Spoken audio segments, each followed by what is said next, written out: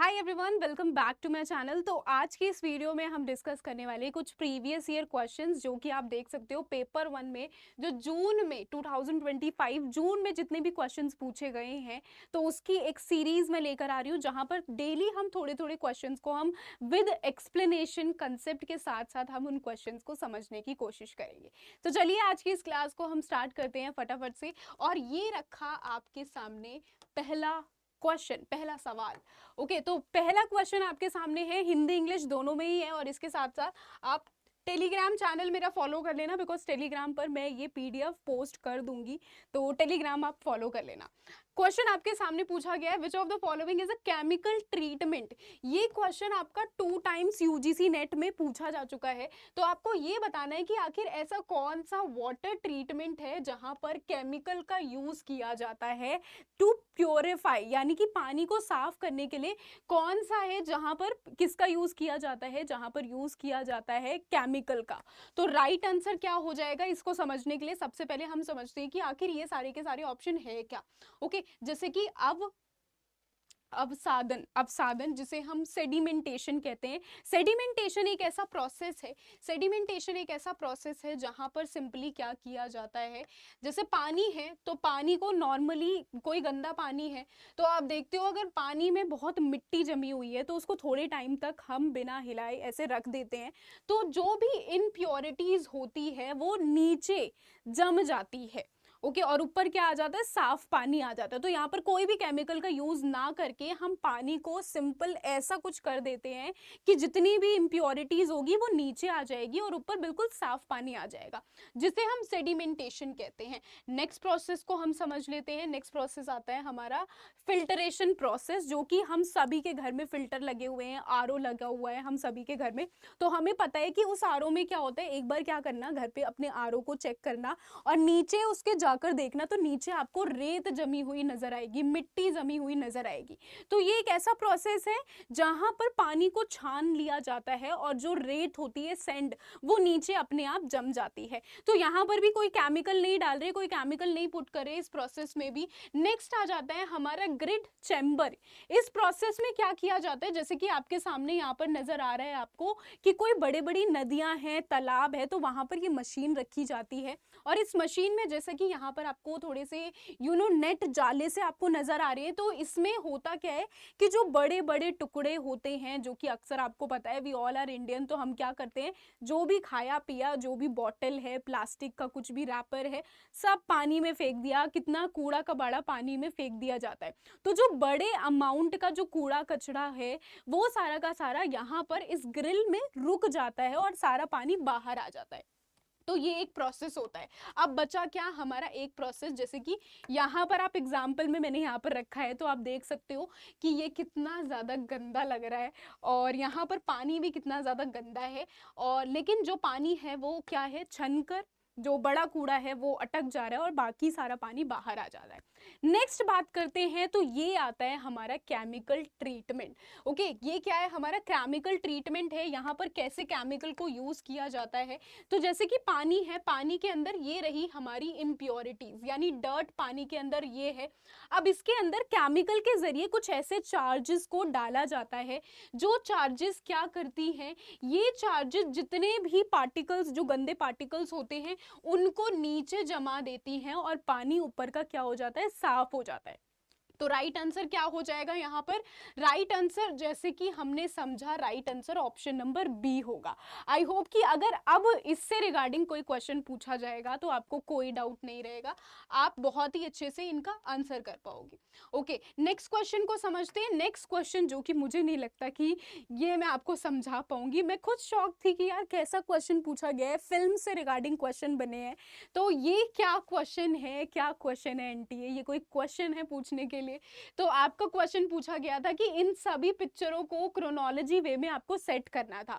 तो मैंने तो पर्सनली इनमें से कोई भी पिक्चर नहीं देखी है, जैसे कि सिटी लाइट हो गई, साइको हो गई, कोई भी पिक्चर मैंने नहीं देखी है, तो मैं तो सेट ही नहीं कर पाती। बट मैं आपको इसका करेक्ट आंसर बता देती हूँ, करेक्ट आंसर हो जाएगा ऑप्शन नंबर सी। ओके, तो पिक्चरों का तो हम इसमें मैं आपको मूवीज को एक्सप्लेन करके नहीं बता सकती हूँ। चलो नेक्स्ट क्वेश्चन देखते हैं। नेक्स्ट क्वेश्चन आपका आईसीटी से क्वेश्चन पूछा गया है, तो जरा ये समझते हैं। आपको स्टेटमेंट जो करेक्ट है वो आपको बतानी है। पहला क्वेश्चन आपसे बोला गया है कि 1 KB में 1024 बाइट्स होते हैं। क्या ये करेक्ट है? बिल्कुल करेक्ट है, 1 KB में 1024 बाइट्स मौजूद होते हैं। कैश मेमोरी, क्या जो हमारी कैश मेमोरी होती है उसे सेकेंडरी स्टोरेज हम कहते हैं। तो बेसिकली कंप्यूटर के अंदर या फिर हम जब स्टोरेज की बात करते हैं तो दो स्टोरेज आते हैं, एक होता है प्राइमरी स्टोरेज, दूसरा होता है सेकेंडरी स्टोरेज।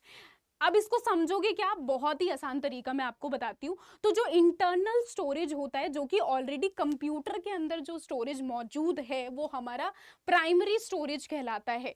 दूसरा सेकेंडरी स्टोरेज जो हम एक्सटर्नली लगा रहे, जैसे कि हार्ड ड्राइव या फिर पेन ड्राइव हम अलग से लगा रहे हैं, तो वो हमारा सेकेंडरी स्टोरेज कहलाता है। अब कैश मेमोरी होती क्या है? जैसे कि फॉर एग्जाम्पल मैं आपको बता देती हूँ, जैसे कि मैंने अपना फोन यूज किया।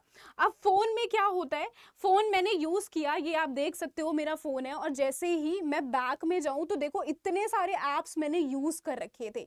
ये सारे ऐप्स जो कि कहां पर है, ये सारे के सारे ऐप्स अभी कैश में मौजूद है।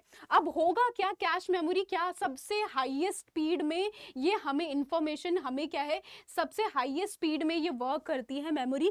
क्योंकि जैसे कि मैंने ऑलरेडी व्हाट्सएप ओपन कर रखा था, या फिर मैंने ऑलरेडी, आप देख सकते हो कैलकुलेटर मैंने ओपन करके अभी मैं कुछ कैलकुलेट कर रही थी। तो जैसे ही मैं ऊपर कैलकुलेटर ओपन करूंगी तो आप देख सकते हो फटाफट से विद इन अ सेकेंड ये कैलकुलेटर ओपन हो गया। तो ऐसे ही कंप्यूटर के अंदर होता है। कंप्यूटर में कैश मेमोरी क्या होती है, जो भी एप्स, जो भी चीजें, जो भी हम यूज करके छोड़ देते हैं, असाइड कर देते हैं, तो वो बंद नहीं होती है, उनको हम क्या बोलते हैं, उन्हें हम बोलते हैं कैश डाटा। और जिसकी वजह से हम इसे क्या कंसीडर करते हैं, कैश मेमोरी सबसे फास्टेस्ट मेमोरी होती है। नेक्स्ट देखते हैं, यानी कि ये क्या हो गया हमारा, बी गलत हो गया। नेक्स्ट देखते हैं, operating system is not a application software. तो बिल्कुल ऑपरेटिंग सिस्टम हमारा एप्लीकेशन सॉफ्टवेयर नहीं होता, ये स्टेटमेंट बिल्कुल करेक्ट है। सॉरी। अब देखो होता क्या है, मैं कुछ ज़्यादा स्पीड में एक्सप्लेन करने की कोशिश कर रही हूँ। अब देखो होता क्या है, हमारे कंप्यूटर में दो सॉफ्टवेयर होते हैं, एक होता है सिस्टम सॉफ्टवेयर और दूसरा होता है दूसरा होता है हमारा एप्लीकेशन सॉफ्टवेयर। ओके, दो सॉफ्टवेयर है हमारे कंप्यूटर में, एक होता है एप्लीकेशन सॉफ्टवेयर जिससे कि हमारे ऐप चलते हैं, जिससे कि क्या चलते हैं, हमारे ऐप वर्क करते हैं, जैसे कि इंस्टाग्राम, ट्विटर और यूट्यूब, ये सारे के सारे क्या हैं, ये एप्लीकेशन सॉफ्टवेयर हैं। और दूसरा क्या आ जाता है, दूसरा आ जाता है हमारा सिस्टम सॉफ्टवेयर। सिस्टम सॉफ्टवेयर जिनकी वजह से, इन सॉफ्टवेयर की वजह से सिस्टम चलता है हमारा। ओके, तो ये दो तरीके के सॉफ्टवेयर होते हैं। अब जो ऑपरेटिंग सिस्टम होता है वो हमारा सिस्टम सॉफ्टवेयर के अंदर आता है, ना कि एप्लीकेशन सॉफ्टवेयर में। अब आप सोचोगे क्यों, ऐसा क्यों कह रहे हो मैम? अब देखो होता क्या है, जैसे कि हम बात कर रहे हैं यहाँ पर एप्लीकेशन सॉफ्टवेयर। एप्लीकेशन सॉफ्टवेयर वो क्या करता है, हमें ऐप प्रोवाइड करता है। हम अगर इंस्टाग्राम को अगर हम डाउनलोड करेंगे तो यानी कि हम एक सॉफ्टवेयर डाउनलोड कर रहे हैं, एक सॉफ्टवेयर डाउनलोड कर रहे हैं जिसके थ्रू हम इंस्टाग्राम को यूज कर पाएंगे। तो वो क्या है, वो सॉफ्टवेयर डाउनलोड करना, दैट इज एप्लीकेशन सॉफ्टवेयर। अब दूसरी तरफ सिस्टम सॉफ्टवेयर, यानी कि आपके फोन में, आपके कंप्यूटर में बहुत सारे ऐसे सिस्टम्स होते हैं जो कि अपने आप वर्क करते हैं। आप जैसे आप नया फोन परचेज करते हो, तो नए फोन परचेज करने के बाद आप देखोगे कि कैसे उस फोन में आप कुछ ऐप्स ऑलरेडी उस फ़ोन के अंदर मौजूद होते हैं, जैसे कि कैलकुलेटर हो गया, डायल करने के लिए, मैसेज करने के लिए, बहुत सारे ऐसे सॉफ्टवेयर उसके अंदर ऑलरेडी मौजूद होते हैं। तो वो क्या होते हैं, जिनके थ्रू हमारा जो वर्क है वो ऑपरेट हो रहा है, फ़ोन वर्क करें, कंप्यूटर वर्क करे, तो वो क्या कहलाता है, ऑपरेटिंग सॉफ्टवेयर कहलाता है। तो ये वाला क्या हो जाएगा, हमारा करेक्ट हो जाएगा। हब इज नेटवर्क डिवाइस, ये भी हमारा करेक्ट है। नेक्स्ट आता है ALU। ALU की फुल फॉर्म क्या होती है, arithmetic logical unit. ALU is control unit. No, ये कंट्रोल यूनिट नहीं होता। हम सब ने बचपन में पढ़ा है कि CPU is a control unit of computer. तो यानी कि ये वाला भी हमारा इनकरेक्ट हो जाएगा। अब देखो फटाफट से चेक कर लेते हैं, E तो हमारा नहीं होगा, तो ये कट गया। इसके अलावा A हमारा करेक्ट है, तो यानी A होगा, A होगा। यहाँ पर A नहीं मौजूद, तो ये भी कट गया। क्या B होगा हमारा, B भी नहीं होगा, तो ऑप्शन नंबर C क्या हो जाएगा यहाँ पर करेक्ट करेक्ट हो जाएगा। आई होप कि आपको समझ में आ रही होंगी सारी चीजें यहाँ पर। नेक्स्ट क्वेश्चन देख लेते हैं हम यहाँ पर। नेक्स्ट क्वेश्चन आपसे पूछा गया है what is pure research. Pure research का मतलब क्या होता है ये आपसे यहाँ पर पूछा गया है। प्योर रिसर्च का आपको बताना है कि क्या होगा करेक्ट डेफिनेशन ABCD में से। तो देखो प्योर रिसर्च मैं आपको बता देती हूँ सिंपल। प्योर रिसर्च को क्या बोला जाता है, इसे बेसिक रिसर्च भी बोला जाता है और समटाइम्स इसको फंडामेंटल रिसर्च भी बोला जाता है। Okay, fundamental research, basic research, pure research, ये तीनों नाम से आपको बार बार एग्जाम में देखने के लिए मिलेगी। अब ये एक ऐसी रिसर्च होती है जहां पर आपको सिर्फ और सिर्फ आप रिसर्च कर रहे हो but just for knowledge, knowledge के लिए आप यहाँ पर रिसर्च कर रहे हो, आप हाइपोथेसिस बना रहे हो, लेकिन उसको प्रैक्टिकली उसको एक्शन में नहीं लोगे। ओके, जैसे फॉर एग्जाम्पल अगर मुझे ये जानना है कि दिल्ली में कितनी ऐसी लड़कियां हैं जिनको मारा पीटा जाता है, जिनको डोमेस्टिक वायलेंस का सामना करना पड़ता है, तो मैं जस्ट एक सिंपल रिसर्च देख रही हूँ कि लगभग कितनी ऐसी लड़कियां हैं जिनको ये चीजें फेस करनी पड़ती हैं। तो मैं अपनी नॉलेज के लिए, नॉलेज पर्पस के लिए मैं जब एक रिसर्च कर रही हूँ तो उसको क्या बोला जाता है, उसको प्योर रिसर्च बोला जाता है। तो यहाँ पर क्या होता है, कुछ भी प्रैक्टिकल प्रॉब्लम को सॉल्व नहीं किया जाता है, तो ये गलत हो जाएगा।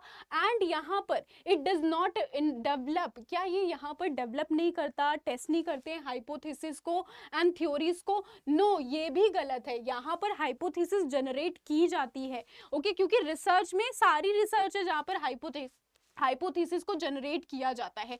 This research is not use to reject और सपोर्ट, ये रिसर्च नहीं यूज की जाती टू सपोर्ट और to reject the existing theory. बिल्कुल यहाँ पर आप देखोगे कि जो थ्योरी ऑलरेडी एग्जिस्ट करती है उसको यूज करने के लिए नहीं की जाती। नो, रिसर्च का मतलब ही यही है कि अगर ऑलरेडी कोई आइडिया है, कोई पॉइंट ऑफ व्यूज है, उसको गलत किया जा सके और एक नए आइडिया को अप्रोच किया जा सके, तो ये भी नहीं होगा। नेक्स्ट आ जाते हैं, it is also known as basic research and it is concern for quest for knowledge, यानी कि मुझे इच्छा हो रही है कुछ जानने की। तो यानी कि राइट आंसर क्या हो जाएगा, option number 2, option number D correct हो जाएगा, क्योंकि यहाँ पर हम कोई भी प्रैक्टिकल यूज नहीं कर रहे, कोई भी नई थ्योरी नहीं डेवलप कर रहे और उसको इन यूज में नहीं लेकर आ रहे। तो ऑप्शन नंबर डी यहाँ पर क्या हो जाएगा, करेक्ट हो जाएगा। नेक्स्ट क्वेश्चन को देख लेते हैं। तो नेक्स्ट क्वेश्चन आपसे पूछा गया the full form of MOOC। MOOC की फुल फॉर्म क्या होती है, massive open online course. Option number D is correct. ये क्या होते हैं, ओपन ऑनलाइन कोर्सेज बहुत सारे बड़े लेवल पर जब प्रोवाइड किए जाते हैं, जैसे फॉर एग्जांपल आपने सुना होगा स्वयं प्रभा के बारे में आप लोगों ने सुना होगा, आप लोगों ने दीक्षा के बारे में आप लोगों ने सुना होगा, दीक्षा लड़की नहीं है, ये ऐप का नाम है। ओके, तो इन सभी के बारे में, ये ऑनलाइन एप्स हैं। आप देखोगे कि आजकल कैसे ऑनलाइन के थ्रू बहुत सारे डिफरेंट स्किल्स आप डेवलप कर सकते हो, बहुत सारी नॉलेज आप गेन कर सकते हो। तो वो कहाँ से प्रोवाइड किए जाते हैं, वो इन ऑनलाइन कोर्सेज से प्रोवाइड करते हैं। तो ये एक क्या है, ये एक साइट है जो कि आपको मल्टीपल कोर्सेज प्रोवाइड करती है और जिसे हम क्या बोलते हैं, मैसिव ओपन ऑनलाइन कोर्स बोलते हैं। ओके, आई होप कि आपको ये जितने भी क्वेश्चंस हमने आज की क्लास में किए हैं, आई होप कि आपको समझ में आए होंगे। एंड ये वीडियो आप सभी के लिए बहुत ही इंफॉर्मेटिव रही होगी। अगर रही है तो नीचे कमेंट करके जरूर बता देना कि क्या आपके थॉट्स हैं और क्या मुझे इसका पार्ट 2 बनाना चाहिए, नहीं बनाना चाहिए। अगर आप लाइक करोगे, नीचे कमेंट करके बताओगे, तभी मैं आप लोगों के लिए पार्ट 2 लेकर आऊंगी। Okay, bye bye everyone, have a great day.